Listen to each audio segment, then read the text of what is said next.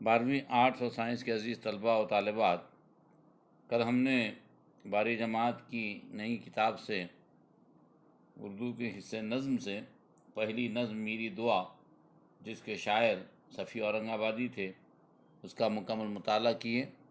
اب آپ اس نظم کے اشعار کی تشریحات اپنی بیاضوں میں نوٹ فرما لیں۔ آج ہم طلسم ہوشربا حصے نثر سے پہلا سبق کا مطالعہ شروع کرنے جا رہے ہیں۔ طلسم ہوشربا کے مصنف محمد حسین جاہ ہیں۔ عزیز طلبہ، طلسم ہوشربا ایک داستانی قصہ ہے۔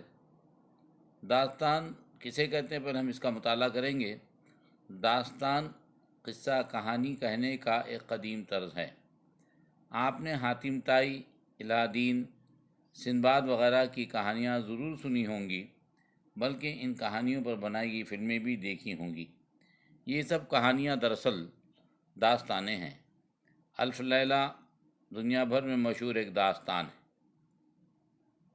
الہ دین اور سندباد کی کہانیاں الف لیلہ ہی میں شامل چھوٹی کہانیاں ہیں۔ قدیم زمانے میں کہانیاں سنانے کا یہ عام طریقہ تھا کہ ایک کہانی شروع کرتے اور اس میں دوسری بہت سی چھوٹی بڑی کہانیاں جوڑتے چلے جاتے تھے۔ اس زمانے میں کہانیاں زبانی سنانے کا رواج تھا۔ اس طرح کہانی ایک لمبی داستان بن جاتی تھی۔ عزیز طلبہ، داستان کو ایک کہانی کو ایسے واقعے تک لا کر ادھورا چھوڑ دیتا کہ سننے والے بقیہ داستان سننے کے لیے بےتاب ہو جاتے تھے۔ داستان کو اگلی رات اسی کہانی کو دوسری کہانی سے جوڑ کر آگے بڑھا دیتا تھا۔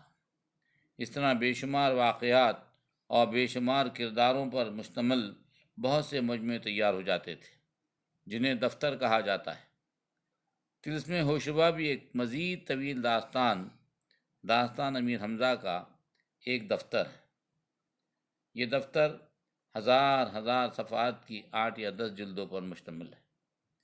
اس میں امیر حمزہ اپنے لشکر کے ساتھ 1000 شکل کے بادشاہ لقا باختری سے مقابلے کے لیے نکلتے ہیں۔ لقا نے خدائی کا دعویٰ بھی کیا ہے اور طلسم کے سارے بادشاہ، جادوگر، دیو، پریاں اور دوسری مخلوقات اسے اپنا خدا مانتی ہیں۔ امیر حمزہ لقا کے تعاقب میں طلسم 1000 شکل تک پہنچتے ہیں، لیکن لقا وہاں سے فرار ہو جاتا ہے۔ تب امیر حمزہ اپنے جاسوسوں کو کی خبر لانے کے لیے بھیجتے ہیں۔ لقا کو گلزار سلیمانی کے بادشاہ نے پناہ دی ہوئی ہے۔ امیر حمزہ کا لشکر گلزار سلیمانی کی طرف روانہ ہوتا ہے۔ اس کے بعد کا قصہ ذیل میں دیا جا رہا ہے۔ عزیز طلبہ، یہ اقتباس طلسم ہوشربا جلد اول کی ابتدائی صفحات سے ماخوذ ہیں۔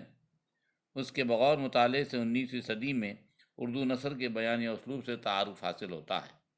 عزیز طلبہ، یہ سبق آپ کے نصاب میں شامل کرنے کا مقصد 19ویں صدی کے اسلوب بیان سے طلباء کو تعارف کرانا ہے۔ جگہ جگہ پر نثر مقفع ہے۔ حکم ربط اکثر سطروں میں زیر اصناف والی ترکیبیں استعمال کی گئی ہیں۔ اب عزیز طلبہ، ہم طلسم ہوشربا کے مصنف محمد حسین جاہ کا مختصر تعارف دیکھیں گے۔ عزیز طلبہ، طلسم ہوشربا کو واقعہ در واقعہ سنانے کا کام 1857 سے پہلے رامپور میں شروع ہوا۔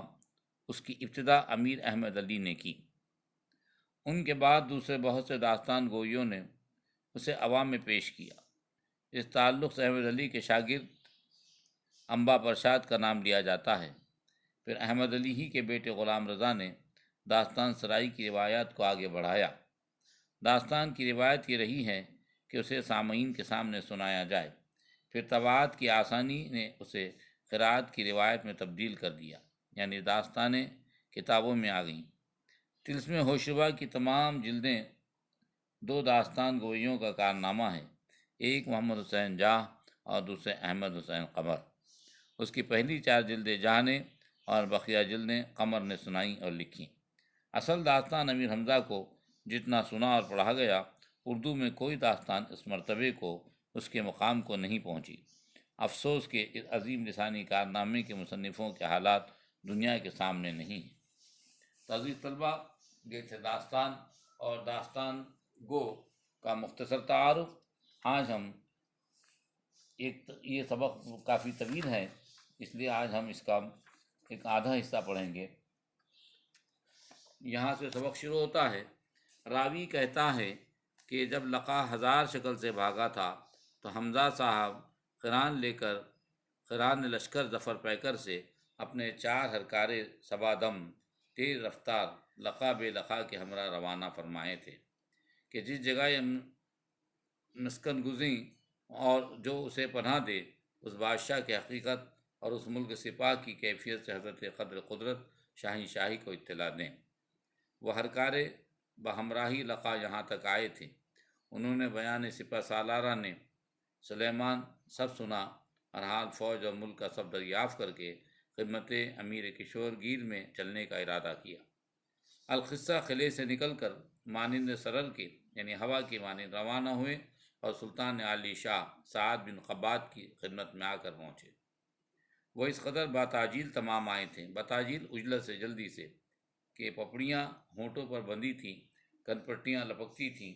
انہوں نے آ کر شہنشاہ علی جاہ کو مجرا کیا اور ہاتھ اٹھا کر دعائے ثنائے شہریاری بجا لائے اور یوں عرض کرتے تھے کہ اے بادشاہ علی تبار، نسفت نشاں لقا کو عقیق پہنچا اور وہاں سکونت ٹھہرائی ہے۔ بادشاہ نے وہاں کی اعانت کرنے کا وعدہ کیا ہے۔ باقی اور جو حوال کے ہرکاروں نے دیکھا تھا وہ سب منوان مفصلاً گزارش خدمت سلطان عالی شان کیا۔ بادشاہ نے اپنے سپہ سالار حمزہ صاحب قران کی جانب دیکھا اور حکم دیا کہ پہلوان دوراں عادی کو بلاؤ اور پیش خیمہ کی طرف گویا عقیق کے روانہ کرو۔ حسب ارشاد پلٹنے اور رسالے بکر مرکب ہائے تازی پر سوار پیادے بے شمار کوچ کرنے لگے۔ بازار لشکر کی روانہ ہوئیں، قیم خرگاہ اشتر و قاطر پر بار ہوئے، دلاور مسلح و مکمل ہو کر چلنے پر تیار ہوئے۔ بادشاہ میں سرداران گرامی کے اور صاحب قران میں عیاران نامی کے سوار ہو کر برہبر اسی طرف چل نکلے۔ قصہ کوتا بعد کوچ مقام و شام و پگاہ لشکر نے قریب کو عقیق وارد فرمایا۔ بارگاہ فلک پائے گاہ نصب ہوئی، بازار لشکر میں کھل گئیں، پلٹنیں صحرائے پاکیزہ اور مقام امداد میں اترنے لگیں۔ داخلہ لشکر سے مخالفوں کے ہوش مسلح طائر پریدہ اڑے۔ سلیمان نے آمد فوج کی خبر سن کر حکم ربط ضبط ملک فوج کو اپنی دیا اور در خلا بند کیا۔ توپیں برنجی واہنی ڈھلی ہوئی لگائیں، برج و باریں ہار و کنگریں و فصیلیں درست ہوئیں۔ الغرض یہاں تو یہ تیاری شروع ہوئی اور صاحب قرار منتظر مقابلہ عدو یعنی دشمن سامنے قلعے سے کے فروکش ہوئے، مگر بدیع الزماں فرزند رشید حمزہ صاحب قرا کو ہوائے قش اور صحرائے سبززار دیکھ کر شکار کھیلنے کی ہوس ہوئی۔ امیر سے اجازت چاہی۔ امیر خاموش ہے۔ بدیع الزماں اپنی والدہ کے پاس گئے اور گزارش کی کہ آپ مجھے والد ماجد سے اجازت شکار کے لیے جانے کی لا دیں۔ ملکہ نے منظور کیا اور جب امیر بارگاہ میں ملکہ کی تشریف لائے، ملکہ نے شہزادی کی سفارش کی۔ امیر نے بنا 4 رخصتی دی، مگر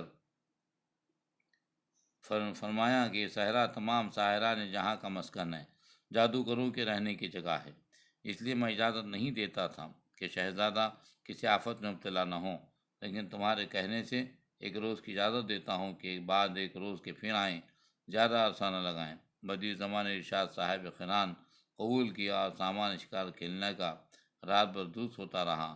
جس وقت صیاد فلک مشرق سے سبزہ زار فلک پر صید افغن ثوابت و سیارگان ہوا اور آفتاب عالم تاب بہر شکار عظیم میدان ہوا، شہزاد علی مقام باہشم قدم صحرا میں صید افغن تھے اور ہر طرف فضائے نزہت دشت و کوہ دیکھتا جاتا تھا۔ سامنے کچار سے ایک آہو کھیلیاں کرتا ہوا آہو ہرن ترارے بھرتا پیدا ہوا۔ بدیع الزماں اس کی رعنائی اور زیبائی دیکھ کر شیفتہ و فریفتہ ہوا، مطلب اس پر دیوانہ ہو گیا۔ سرداران کو اپنے حکم دیا کہ اس کو زندہ گرفتار کرو، خبردار جانے نہ دو۔ حکم ہمراہیوں نے حلقہ باندھ کر اسے گھیرا، مگر ہرن کو کنوتیاں بدل کر سر پر سے شہزادے کے نکل چلا۔ بدیع الزماں نے اس کے پیچھے گھوڑا دوڑایا اور کئی کوس نکل آئے، سب ساتھی چھٹ گئے اور یہ اکیلے رہے۔ اس وقت جب ہرن پر دسترس نہ پہنچا اور زندہ گرفتار نہ ہوا تو فوراً ترکش سے 3 مارے دہمشت پہرے کمان میں پیوستہ کر کے لگایا۔ تو عزیز طلبہ، یہ داستان امیر حمزہ کا ایک صفحہ ہم نے پڑھے، داستان کی تعریف دیکھیں آج، اور مصنف محمد حسین جاں کا تعارف دیکھیں۔ ہم اگلا سبق کل پڑھیں گے۔